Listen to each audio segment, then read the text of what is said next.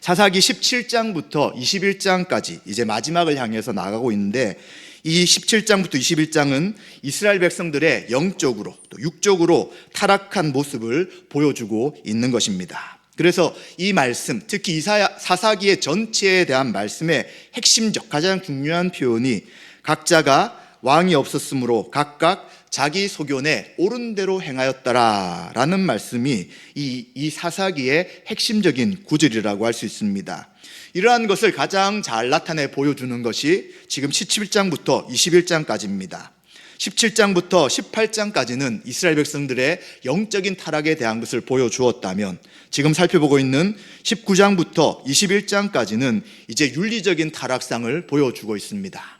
그러면 왜 이스라엘 사람들이 윤리적으로 타락하게 되는가 할 때에, 바로 하나님의 말씀을 떠나고 우상을 숭배할 때 결국 이들은 윤리적으로도 타락할 수밖에 없다는 것을 알게 되는 것입니다. 그래서 17장부터 21장까지는 사사기 전체의 순서를 볼 때 뒷부분에 있는 것이 아니라 실제 시간 순으로는 아마도 처음 순간, 그렇게 사사시대가 길지 않았던 그 시점에 있었던 이야기들을 보여준다고 말할 수 있습니다.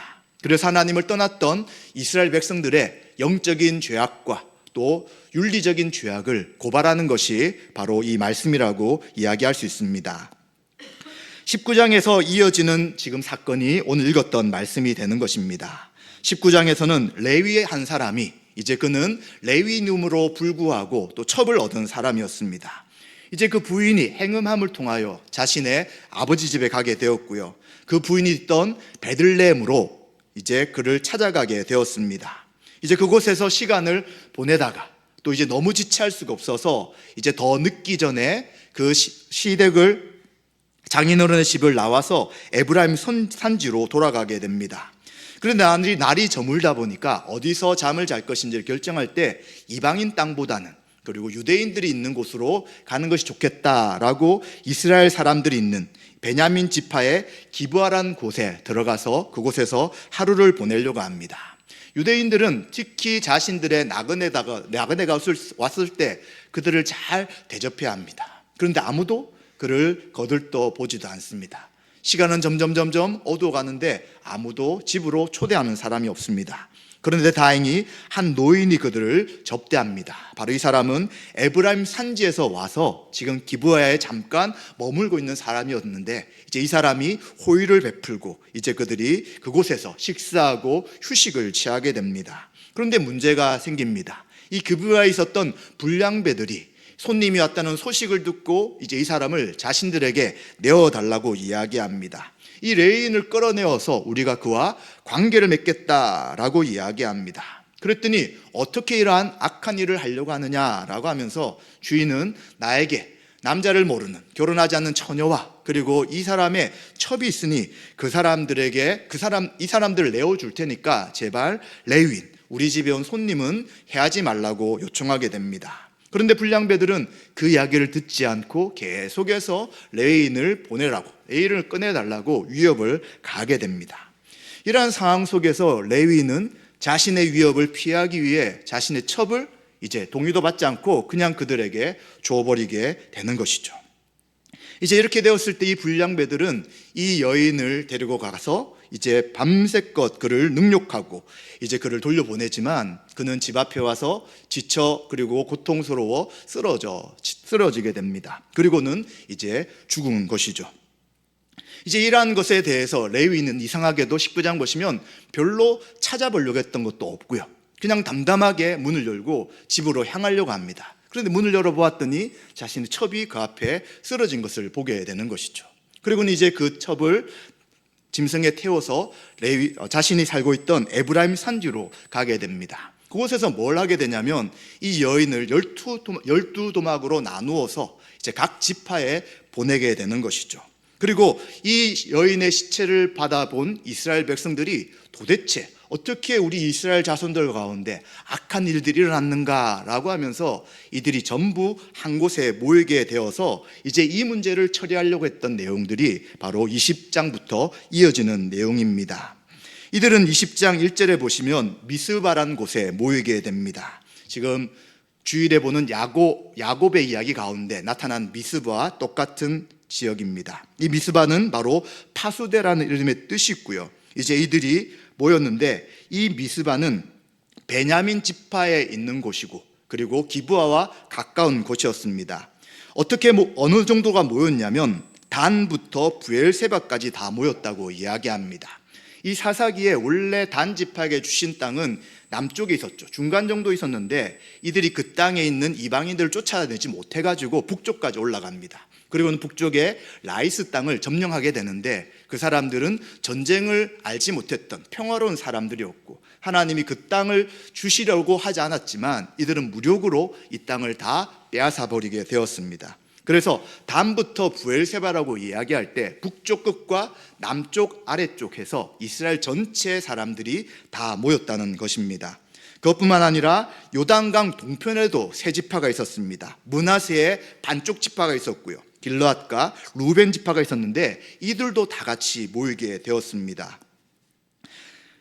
단 모이지 않는 지파는 바로 기브아가 속해 있는 베냐민 지파만 모이지 않았습니다. 사사기에서 보면 드보라와 그리고 기드온과 입다의 경우 이제 전쟁을 위해서 모이라라고 했지만 이스라엘 자손들이 다 모이지 않았습니다. 그런데 지금은 베냐민 지파를 제외한 모든 지파가 다 모여서 어떻게 이스라엘 백성들 가운데 이러한 악한 일이 있는가 하는 것에 대해서 분개하며 이제 이 문제를 다루려고 하게 됩니다. 그리고 이들이 하나님의 백성의 총에 서게 되는데 숫자가 얼만큼이었냐면 칼을 빼는 자가 40만 명이었습니다. 싸울 수 있는 사람이 40만 명이나 모이게 된 것이죠. 이것은 엄청난 숫자입니다. 드보라 사사가 활동했을 때 납달리와 스불론에서 사람들이 모여서 드보라와 함께 전쟁하려고 할 때 모였던 숫자가 10,000명이었습니다. 그러면 굉장히 어마어마한 사람들이 모여가지고 지금 이 문제에 대해서 다루자고 그들은 하고 있는 것이죠. 이제 그리고는 이 사건을 일으킨 그리고 시체를 보내었던 레위 사람에게 도대체 무슨 일들이 있었는가, 어떻게 이런 악한 일이 있었는가 하는 것을 보고받게 됩니다. 4절에 보시면 4절과 5절 6절에 보시면 레위인이 이렇게 설명합니다. 내가 첩과 함께 베냐민에 속한 기브아에 유숙 하룻밤을 지내려고 올라갔습니다. 그런데 기브아 사람들이 나를 치려고 일어났고요. 내가 묵고 있던 집을 에워싸고 나를 죽이려고 했습니다. 그리고는 내 첩을 욕보여서 그녀를 죽게 했습니다. 이제는 내가 내 첩의 시체를 거두어서 쪼개어 이스라엘 기업의 온 땅에 보내었습니다. 그들이 이스라엘 중에서 음행과 망령된 일을 행했기 때문입니다 라고 그가 여러 가지 있었던 일들을 설명하게 됩니다. 그리고는 이제 이야기를 들은 너희들이 함께 의논하고 조언을 방책을 해달라라고 요청하게 되는 것이죠. 자, 그런데 우리가 19장을 이미 자세히 보았던 분들은 기억하실 것입니다. 지금 이 레위인이 모든 것을 다 말하지는 않았습니다. 자신에게 유리한 이야기만 골라서 하고 있는 것이죠. 기브아에 유숙하게 된 경위가 무엇이었습니까? 자신의 첩이 있었는데 이 첩이 행함을 통하여 아버지 집으로 갔다는 이야기도 말하지 않습니다.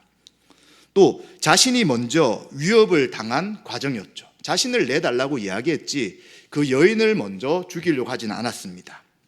그리고 이제 기브아 사람 전체가 이 일을 한 것이 아니라 기브아 성에 있는 불량배들이 이들이 했는데 이제 전체가 있다는 식으로 이야기합니다.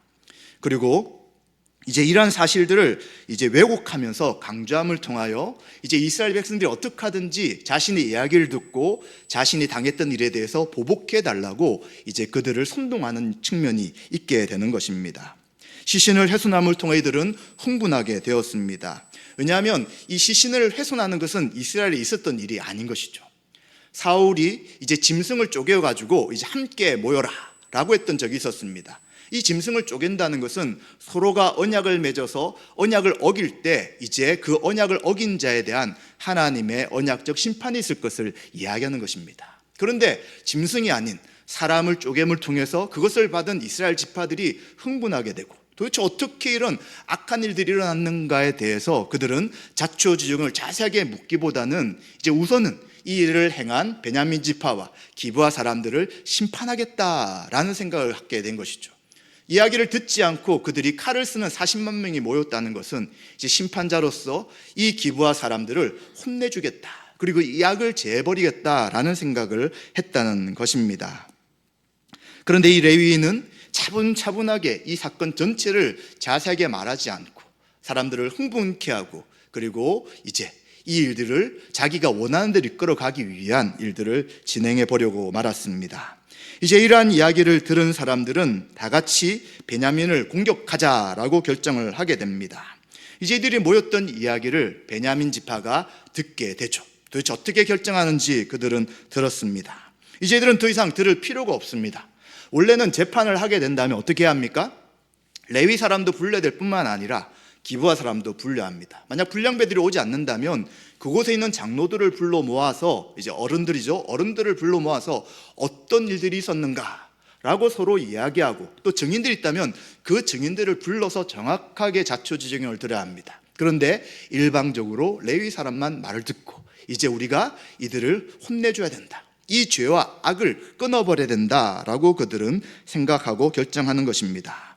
그래서 그들은 8절에 보시면 우리가 한 사람도 자기 장막으로 돌아가지 말고 한 사람도 자기 집으로 돌아가지 말자라고 결정합니다. 그리고는 40만 명 중에 100명에 10명, 1000명에 100명, 10,000명에 1000명, 즉 10분의 1을 뽑아서 이 사람들은 이제 전쟁 물자를 준비한 사람으로 하게 되는 것이죠. 그래서 40만 명 중에 4만 명이 전쟁 물자와 식량 같은 거를 준비하는 사람들을 하고, 그리고 36만 명이 전쟁을 치르기 위해 준비하게 되는 것입니다. 그리고 이들은 모두 합심하여서 이제는 그 성읍, 기브아 성읍을 공격하기 위해 모이게 됩니다. 이제 이러한 것을 통해서 볼 때 이제 이들이 이스라엘의 죄와 악을 해결한다는 것은 분명히 옳을 수 있습니다. 그래서 13절에 보시면 그들을 죽여, 죄를 지은 자들을 죽여서 이스라엘 중에서 악을 제거하여 버리게 하라라고 주장하는 것은 옳습니다. 그런데 절차나 방식이 굉장히 일방적으로 진행되어 나가는 것이죠. 이제 이러한 것을 결정하고 베냐민 지파에게 이야기합니다. 어떻게 너희들이 이런 악한 일을 하느냐, 그리고는 기브아에 있는 불량배들을 넘겨달라라고 요청을 하게 됩니다. 그런데 어떻게 해야 합니까? 베냐민 지파도 또 기브아에 있던 그 불량배를 내줘야 되지만 우리가 왜 내줘야 되느냐라고 버티게 됩니다. 그것은 너희들 말이고 우리는 이 사람들을 내어줄 이유가 전혀 없다라고 이야기합니다. 그리고는 너희들이 40만 명을 데리고 와서 우리와 싸우려고 하느냐? 그럼 우리도 싸우겠다라고 그들도 싸움을 준비하게 됩니다. 그래서 베냐민 자손의 수가 26,000명이었고요 15절 16절에 보시면 그리고 그 중에 왼손잡이가 700명이었다라고 이야기합니다.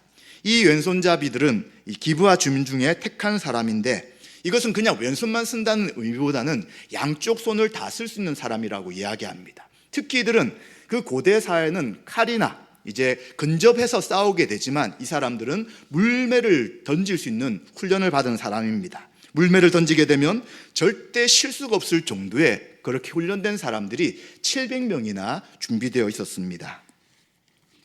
이제 이러한 상황 속에서 이제 우리도 양보하지 못한다라고 하며 일촉즉발의 이제 전쟁의 위기 가운데 몰려들게 되는 것이죠. 우리는 좀 이상하게 생각이 듭니다. 왜 베냐민 지파가 악을 행한 기브아 불량배들을 내놓지 않았을까? 성경에 아무리 봐도 이유가 설명되어 있지 않습니다. 그렇다면 무엇이겠습니까? 그냥 기분이 나쁘다는 것입니다. 네가 뭔데 우리 베냐민 사람을 함부로 마음대로 하려고 하느냐? 너희들이 뭔데 칼을 들고 와서 우리를 심판하려고 하느냐? 너희들에 대해서 우리가 따를 필요 없다는 것입니다. 이 사람들은 우리 지파 사람들이니까 우리가 알아서 할 테니까 간섭하지 말라라는 것이 이들 가운데 있었던 생각이라고 할 수 있는 것이죠. 즉 사사시대 이스라엘 가운데 왕이 없었으므로 각기 자기 소견에 옳은 대로 행했던 모습이 그대로 베냐민 지파 가운데 나타나는 것입니다. 하나님이 왕이십니다. 하나님 이스라엘 백성들을 애굽에서 탈출하게 하시고 광야를 거쳐서 이 약속의 땅에 들어오게 하셨습니다. 이곳에서 하나님 백성으로서 거룩하게 살아가라고 말씀하고요, 또 하나님의 율법을 통해서 모든 민족 가운데 하나님이 어떠한 분이신지를 드러내라고 한 것이 바로 이스라엘 백성들이었습니다. 그런데 이제 악을 행했음에도 불구하고 우리 지파 사람, 우리의 가족, 내가 아는 사람들이니까 이 사람이 잘못한 것에 대해서 너희들이 이래라 저래라 할 필요 없다라고 하면서 이제 이것에 대해서 받아들이지 않게 되는 것이죠. 이제 이러한 것으로 인해서 17절부터 48절까지는 전쟁이 일어나는 것을 설명해 주고 있습니다. 전쟁은 총 3번에 걸쳐서 일어나게 됩니다. 1차 전투는 17절부터 21절까지 말씀합니다. 이제 이스라엘 사람으로 싸울 수 있는 사람이 40만 명인데 이들은 다 전쟁에 능한 용사들이었습니다. 이제 그리고 이들은 전쟁할 때마다 항상 여호수아에서도 보시면 하나님 누가 먼저 올라갈까요? 이 전쟁을 할까요 말까요? 이런 것을 물으면서 전쟁했기 때문에 이들은 하나님 앞에 묻습니다. 하나님께 누가 먼저 싸워야 됩니까? 라고 18절에 묻게 됩니다. 그런데 하나님이 뭐라고 하시냐면 유다가 먼저 올라가서 전쟁을 시작하라 라고 이야기하시죠. 이제 기브아에 모여있던 베냐민 지파들 26,000명과 그리고 물맷돌을 돌릴 수 있는 700명이 모여있는 그들에게 40만 명이 에워싸고 전쟁을 치릅니다. 자, 한번 여러분 생각해 보십시오. 누가 이길까요? 40만 명과 26,700명. 네, 분명히 이스라엘 사람들이 이겨야 됩니다. 그런데 결과는 21절에 보시면 22,000명이 죽게 됩니다. 누가요? 이스라엘 백성들입니다. 도리어 이 베냐민 지파의 잘못을 지적하기 위해서 전쟁을 일으키고 또 하나님이 유다 먼저 공격하라 라는 음성을 듣고 시작했지만 결국 이들은 죽고 패배하게 되는 것입니다. 이들은 당연하게 승리할 것이라고 생각했습니다. 그래서 이들이 기도했던 내용을 보시면 전쟁을 할까요 말까요 이것을 묻는 것이 아니라 우리는 이제 전쟁할 것입니다. 그러면 누가 먼저 나가면 되겠습니까? 라고 모든 것을 결정한 다음에 하나님 앞에 재가를 얻는 방식으로 요구하는 것이죠. 그런데 우리가 잘 보시면 하나님이 유다가 먼저 칠 것이라고 말했지만 전쟁에 이길 것이라고 이야기했습니까? 말하지 않았죠. 여호수아서를 보고 또 사사기 앞쪽에 보시면 항상 하나님이 전쟁을 이기게 하실 때는 저들을 너 손에 맡겼다 이렇게 이야기합니다. 하나님 너와 반드시 함께 하시겠다라고 하면서 전쟁에 승리할 것을 이야기하지만 지금은 그런 이야기가 전혀 없었습니다. 그냥 유다가 먼저 올라가서 전쟁해봐라 라고 말씀하신 것이죠. 그런데 그것이 하나님의 응답으로 그들은 착각했던 것입니다. 그래서 이들은 전쟁에 패하니까 22절, 23절에 보시면 이제 한번 실패했으니까 얼마나 두렵습니까? 분명히 우리가 기도에 응답받고 나간 것 같았는데 전쟁에 졌으니까 또 2차 전쟁은 어떻게 될 것인가라는 두려움을 가지고 다시 하나님 앞에 엎드리게 됩니다. 울면서 이제는 하나님 앞에 기도합니다. 우리가 1차는 전쟁에서 패했는데 이 두 번째 전쟁을 해야 합니까? 그리고는 이제 표현이 조금 달라집니다. 처음에는 누가 먼저 싸울 것인가 라고 했지만 지금 22절, 23절에 보시면 내 형제 베냐민과 싸울 것인가. 지금 이 베냐민은 우리의 형제인데 이들과 싸우는 것이 하나님 뜻입니까? 라고 조금 다르게 전쟁하는 것에 대해서 물어보게 됩니다. 그런데 23절에 여호와께서는 올라가서 치라, 전쟁하라 라고 이야기합니다. 여기도 좀 불안하죠. 뭐가 빠져 있습니까? 네, 저들을 너희 손에 붙였다거나 하나님이 전쟁에 승리하시겠다 이런 표현은 전혀 없는 것입니다. 이제 이러한 하나님의 승리 약속이 없는 상태에서 또 이들은 24절, 25절에 2차로 전쟁을 하게 됩니다. 마찬가지로 18,000명이 이제 베냐민 지파에 패해서 죽게 되었다라고 이야기합니다. 처음에 22,000명, 지금 18,000명, 베냐민 지파의 전체 군사의 수보다 훨씬 많은 사람들이 또 죽게 되었던 것이죠. 이제 그러니까 이들은 너무 큰일 난 것입니다. 도대체 분명히 울고 또 하나님 응답을 구하고 내 형제 베냐민과 싸워야 됩니까? 싸우지 말아야 됩니까? 라고 물었지만 또 전쟁에 실패했기 때문에 이제 이들은 더 하나님 앞에 엎드리게 됩니다. 26절에 보시면 이스라엘의 모든 백성이 두 번째까지는 이제 전체가 모였다는 이야기는 없습니다. 그런데 이제 두 번째까지 전쟁에 실패하니까 이제는 40만 명이 다 같이 모이게 됩니다. 베델에 올라가가지고 이제 그곳에서 울면서 제사를 지내는 것입니다.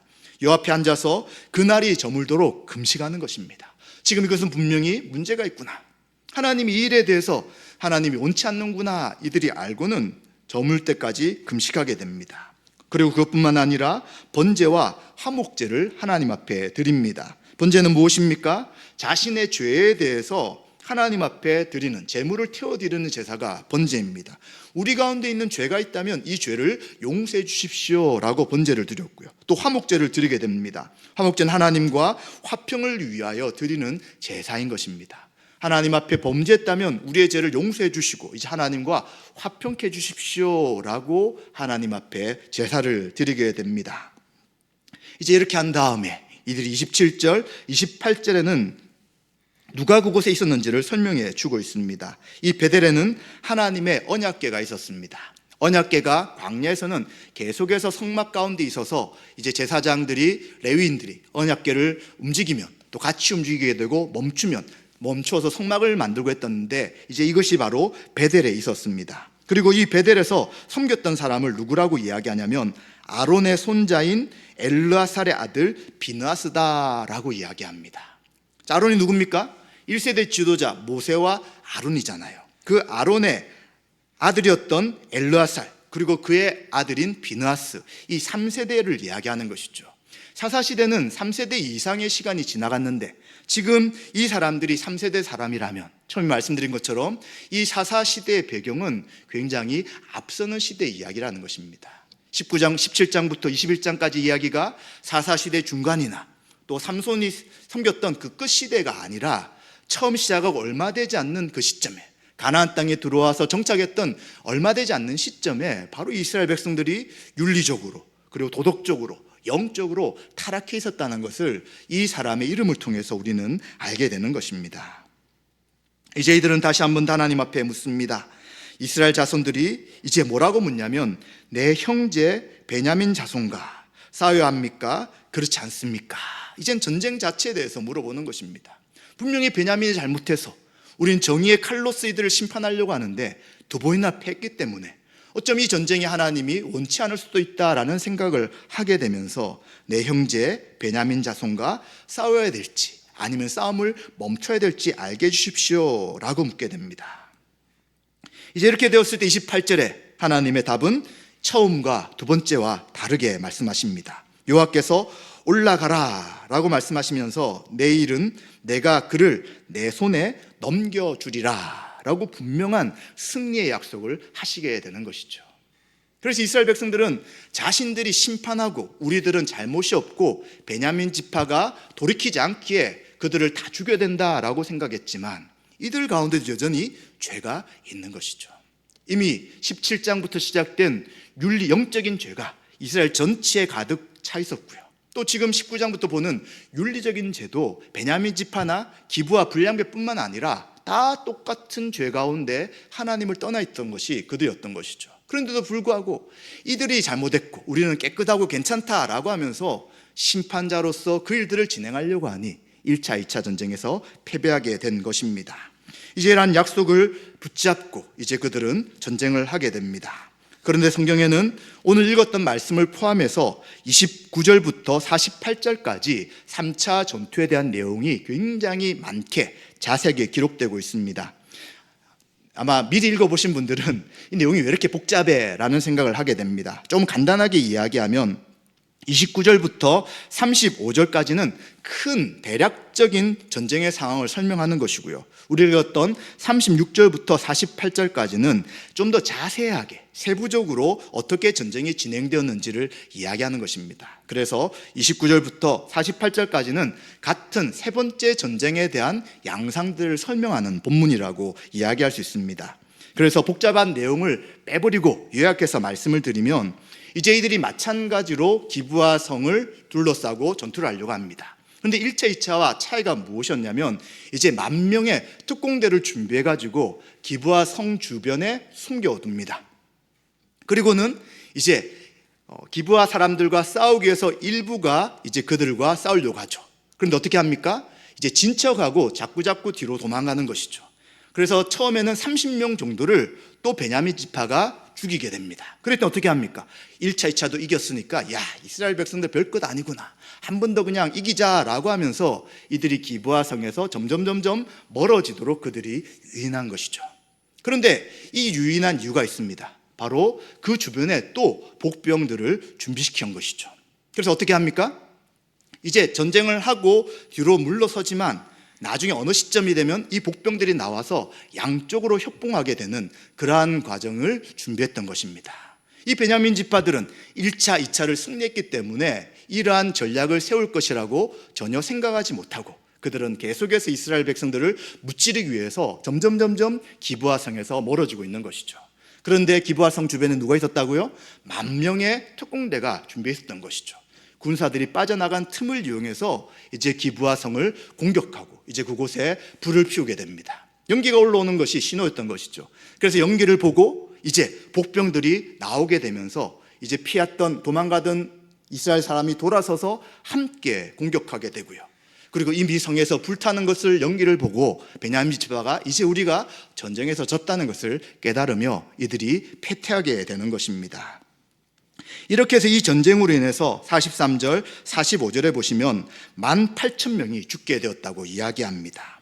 이들의 인구가 26,700명, 전쟁할 수 있는 사람들이 26,700명이었는데 그 중에 18,000명이 죽었습니다. 그리고 이제는 바위로 도망친, 그리고 이제 계속해서 쫓아가가지고 5,000명을 죽이게 되고요. 그런데 5,000명이 죽였다는 표현을 뭐라고 이야기하냐면 이삭 죽듯이 하였다라고 이야기합니다. 이삭은 그냥 추수만 하면 되는 거잖아요. 이렇게 쉽게 이들이 전쟁에서 패했고요. 그리고 마지막에는 또 2,000명이 죽고요. 마지막에 남은 사람은 600명이었다라고 이야기합니다. 그런데 그것뿐만 아니었습니다. 이들 600명이 림몬바에서 4개월 동안 숨어 지내고 있었고요. 이제 이들이 기브아성을 보살필 수 없었기 때문에 이제 남아있던 이스라엘 백성들이 뭘 하게 되냐면 48절에 보시면 베냐민 지파의 온 성읍을 다 공격하게 되는 것입니다. 모든 성을 다 불살라버리고요. 가축뿐만 아니라 만나는 자들을 다 칼날로 치게 되는 것입니다. 그리고 들어가는 성읍을 모두 다 불사르면서 전체를 없애버리게 된 것이죠. 그래서 베냐민 지파는 이제 남은 사람은 600명만 남기게 되고요. 또 다음 장에 보시면 이제 이들에게는 우리 이스라엘 사람의 아내를 보내지 말자, 그냥 아예 이 베냐민 지파 전체를 멸절시켜버리자라고 생각하게 됩니다. 자, 이러한 전쟁의 양상을 기억나시죠? 여호수아와 여리고성과 아이성 같은 전투를 할 때 하나님이 모두 다 살려주지 말라고 이야기합니다. 우리가 그 성경을 읽을 때 어떻게 하나님이 이렇게 잔인하실까? 아이도 죽이라고 가축도 죽이라고 하는 것이 너무나도 하나님 무섭고 두렵고 또 잔인한 분이다라고 오해할 수 있지만 다른 의미가 있습니다. 바로 가나안 땅에 이스라엘 백성이 들어가는 의미는 하나님이 아브라함을 통해서 말씀하신 것처럼 아직 그 땅 가운데 죄악이 가득 차지 않았기 때문에 400년 이상, 430년의 시간을 기다렸습니다. 그리고 이제 애굽에서 나왔을 때 그 시점에서는 이 가나안 땅에 죄가 가득 차서 하나님이 이 땅을 심판하시는 도구로 이스라엘 백성을 사용하신 것이죠. 그래서 이제 이들에 대해서는 남기지 말고 다 죽이라고 이야기하셨던 것입니다. 대상은 이방인들이죠. 가나안 족속들이죠. 나머지 사람들에게 하라고 하신 적은 전혀 없었습니다. 그런데 지금 이 이스라엘 사람들은 같은 형제인 베냐민 지파에 대해 모두 다 멸절시켜버리고 이제 결혼까지 시키지 말자고 하면서 베냐민 지파의 씨를 말려버리려는 헤렘 전쟁, 진멸 전쟁을 행하려고 하는 것입니다. 이것은 그들이 도를 넘어서 버린 것이죠. 자, 이 말씀을 통해서 우리는 무엇을 좀 생각해 볼 수 있습니까? 이스라엘 백성들의 죄에 대해서 우리는 생각해 볼 때 한두 사람의, 한 지파, 두 지파의 죄가 아니라는 것을 분명히 기억해야 합니다. 우상 숭배와 또 종교적 타락, 윤리적 타락을 통하여 이 사사시대 전반적인 흐름은 하나님을 떠나 각각 자기가 옳은 대로 행하는 그러한 타락한 시대였습니다. 그럼에도 불구하고 이제 베냐민 지파는 그 죄를 진멸하겠다는 그러한 이야기에 대해서 받아들이지 않을 뿐만 아니라 또 그 죄를 심판한다고 하는 이스라엘 지파 또한 이 죄에 대해서 자기들의 죄는 생각하지 않고 다른 민족을, 그리고 베냐민 지파만 심판하면 죄가 없으실 거라고 생각했던 것이죠. 따라서 전쟁에 실패한 이유는 바로 하나님의 징계가 있었다는 것을 보여주고 있는 것입니다. 베냐민도 잘못했지만 또 이스라엘 백성도 여전히 죄 가운데 있기에 너희들이 그들을 심판할 만한 자격이 있는 것은 아니라는 것을 보여주는 것입니다. 그래서 하나님께서는 이 죄를 굉장히 싫어하시고 죄에 대해서 철저히 심판하시는 분을 볼 수 있게 되는 것이죠. 마찬가지입니다. 우리 안에, 우리 성도 안에, 또 교회 안에 우리가 죄를 허용할 수 있습니다. 왜냐하면 아직도 우리가 여러 가지 연약한 부분이 있기 때문에 죄를 반복적으로 지을 수도 있고 또 그 죄가 교회 안에 남을 수도 있습니다. 그러나 우리는 예수 그리스도의 십자가로 인하여 우리의 죄가 용서받은 하나님의 거룩한 백성입니다. 그러면 만약 우리가 죄를 짓는다면 어떻게 해야 합니까? 이 죄에 대해 회개를 해야 되는 것입니다. 회개하고 내가 하나님이 원치 않는 죄를 지었다는 것을 돌이키고 하나님 앞에 엎드리며 은혜 주시기를 구하고 이제는 이 죄를 끊고 믿음의 삶을 살겠다고 결단하는 것이 성도의 삶인 것입니다. 그런데 만약 나는 예수님 믿고 죄 용서 받았어요. 그리고 이제는 죄 용서 받았기 때문에 어떤 죄를 짓더라도 나는 괜찮아요. 당신이 뭔데 나한테 이래라 저래라 이야기하면서 지적질합니까? 라고 말할 수는 없다는 것입니다. 우리는 다른 사람에 대해서 어떤 이야기를 듣는 것을 굉장히 싫어하지만 만약 그것이 죄에 대한 이야기라면 우리는 그것에 대해서 귀를 기울여야 합니다. 또 우리는 말씀을 들을 때 성령님께서 말씀을 통해 우리 연약한 모습을 보여줄 때가 있습니다. 그럴 때 베냐민 지파처럼 네가 뭔데? 아니면 우리 마음에 있는 생각들, 성령이 주신 생각들에 대해서 거부하고 왜 내가 죄를 회개해야 됩니까? 라고 살아간다면 우리는 용서받은 백성의 삶이 무엇인지를 잃어버린 것이라고 할 수 있는 것입니다. 죄 용서받았지만 죄는 아무것도 아니니까 짓든 말든 아무 상관없고 그냥 마음대로 살아가도 된다라고 생각하는 것은 큰 오해가 될 수 있는 것이죠. 바로 이스라엘 백성들처럼 각각 자기 소견에 옳은 대로 하나님이 왕이신데 그 왕의 통치를 거부하는 행동일 수 있다는 것입니다. 그렇기 때문에 우리는 죄가 괜찮다고 결코 생각할 수 없는 것입니다. 죄를 자꾸자꾸 허용하게 되면 우리의 양심은 자꾸자꾸 마비가 되고 굳어지게 되는 것이죠. 그래서 나중에는 분명히 처음에는 양심의 가책이 있지만 계속 반복되는 죄를 짓다 보면 양심의 가책을 잃어버리게 되고 이것이 죄라는 인식을 하지 못하며 하나님의 구원받은 거룩한 공동체임에도 불구하고 이스라엘 백성들처럼 죄 가운데 어울려 살아갈 가능성도 있다는 것을 우리는 기억해야 되는 것이죠. 그렇기 때문에 날마다 말씀 앞에 서서 하나님이 나에게 말씀하시는 그 말씀에 귀를 기울여야 되는 것이고요. 우리 교회의 모습 속에서 하나님이 싫어하시는 죄의 모습이나 반복되는 그리고 인간의 생각으로 저지른 일들이 있다면 그것에 대해서 돌이키는 것이 바로 하나님이 기뻐하시는 믿음의 삶인 것을 생각해야 되는 것입니다. 그리고 또 우리가 한 가지 더 생각해 볼 것은 이스라엘 백성들이 베냐민의 죄를 지적했지만 베냐민은 특별한 이유가 없이 그들은 자신이 옳다고 생각하며 죄인들에 대한 징계를 거부하였습니다. 그런데 이것 때문에 이 모든 진멸전쟁을 하는 것이 과연 옳았는가 하는 것입니다. 분명히 진멸전쟁은 이방인에 대한 전쟁입니다. 그런데 이 베냐민 지파가 죄를 지었다고 해서 그들을 진멸해버리고 이방인처럼 생각하고 더 이상 그들이 결혼할 수 없도록 딸들을 주지 말자고 하면서 12지파 가운데 베냐민 지파를 없애버리려고 했던 이 결과가, 이 행동들이 과연 이스라엘 지파가 해야 될 행동이었나 하는 것입니다. 결코 그럴 수 없는 것이죠. 죄에 대한 심판은 하나님이 하시는 것입니다. 그래서 그들이 옳은 것을 이야기할지라도 두 번의 전쟁에 실패한 이유는 하나님의 앞에 너희들이 먼저 죄를 용서받고 너희들이 이 일들을 할 수 없지만 그러나 하나님이 허용하시는 것임을 인정하고 알라고 하신 것이었습니다. 그런데도 불구하고 여전히 이들은 깨닫지 못하고 한 지파를 다 없애버려야 하지만 이 문제가 해결된다는 어리석은 생각을 하는 것입니다. 마찬가지입니다. 처음에 말씀드린 우리 안에 있는 죄나 또 교회 안에 있는 죄에 대한 문제를 다룰 때 이러한 것이 원리가 되어야 하는 것입니다. 형제가 죄를 지을 때 우리는 어떻게 해야 합니까? 우리 자신을 먼저 돌아보는 것이 성령 충만한 사람입니다. 나도 저 사람처럼 이러한 죄를 지을 수 있다라고 생각하고 그러한 죄를 짓지 않도록 온유한 마음으로 그들을 권면하고 또 나는 이러한 죄에 빠지지 않도록 하나님 앞에 은혜를 구하는 것이 성도가 죄를 지은 사람에 대한 자세인 것입니다. 그런데 지금 이스라엘 사람들처럼 어떻게 너가 이런 죄를 짓느냐? 너 죽어야 되겠어. 넌 더 이상 우리와 함께 할 수 없는 이방인 같은 존재다라고 그를 배척해 버린다면 우리가 하나님 대신 심판자로 서 있다는 것밖에 되지 않는 것이죠. 이것 또한 각각 자기 소견에 옳게 행하는 하나님 앞에 죄라고 말할 수 있습니다. 우리는 심판자 결코 아닙니다. 우리는 다 하나님 앞에 죄로 인하여 심판받고 죽어야 될 대상들입니다. 그런데 하나님이 우리를 용서하셨다면 우리는 죄를 지은 형제 자매들에게 믿지 않는 자가 죄 지은 것에 대해서 용서 안 할 수 있지만, 그러나 믿는 자들은 그것에 대해서 분명히 회개할 기회가 있고 그 회개를 할 수 있을 것입니다. 그런데도 불구하고 나는 내 마음이 상했으니까, 저 사람이 이런 것을 어겼으니까, 우리 기준에 맞지 않으니까 너는 이제 우리와 함께 할 수 없다라고 단절시켜 버린다면, 진멸해 버린다면, 이것은 우리가 해야 될 일들을 뛰어넘을 수 있는 것이죠. 그래서 우리는 이 말씀을 통해서 두 가지를 다시 한 번 더 생각해야 합니다. 죄에 대해 각자가, 그리고 교회가 하나님 앞에 어떤 것이 죄인지를 잘 알고 그것을 돌이켜야 되어 나가는 것이고요.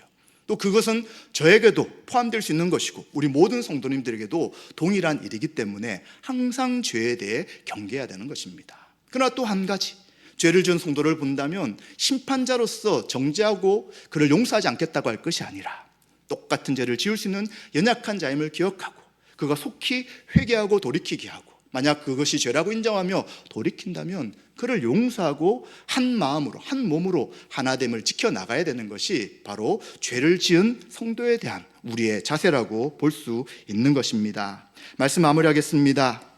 이스라엘은 기브와 불량배의 죄를 권징하려 했습니다. 그런데 레위인의 이야기만 듣고 공정하게 전체 이야기를 판단하지 못했습니다. 그리고 도리어 심판자로서 베냐민 지파를 이제 없애버리려고 생각하며 진멸 전쟁을 일으키게 됩니다. 남한 600명도 더 이상 그들에게 우리의 딸들을 주지 않으려고 하며, 베냐민 지파는 12지파에 제외될 사람이라고 그들은 생각합니다. 누가 그렇게 결정하겠습니까? 하나님은 그렇게 말씀하신 적이 없지만 이스라엘 백성들은 하나님의 기준을 뛰어넘어 버린 것이죠. 각각 자기 소견에 옳은 대로 행했기 때문인 것입니다. 그러나 또 마찬가지로 이 죄에 대한 것은 우리는 항상 경계해야 되는 것입니다. 어떤 누구도 이 죄의 유혹에서 자유롭지 않기 때문에 우리는 자신을 날마다 말씀 앞에 살피며, 또 우리 교회 안에 누룩과 같은 죄가 있다면 그 죄가 무엇인지 알고 그것을 돌이키는 데 나가야 합니다. 그러나 지체들 가운데 연약하여 죄를 지었고 또 이것이 잘못이라고 인정하는, 회개하는 분들이 있다면 그들도 동일한 우리 형제 자매로 받아들이고 한 마음 한 뜻으로 믿음의 삶을 살아가야 될 것입니다. 권면하고 용납하고 주님의 사랑으로 사랑할 뿐만 아니라 용서하는 것이 참된 거룩한 공동체로서 우리를 불러주신 하나님의 뜻을 이루어가는 것이라고 할 수 있는 것입니다. 우리는 하나님의 말씀의 권위 앞에 엎드려야 합니다.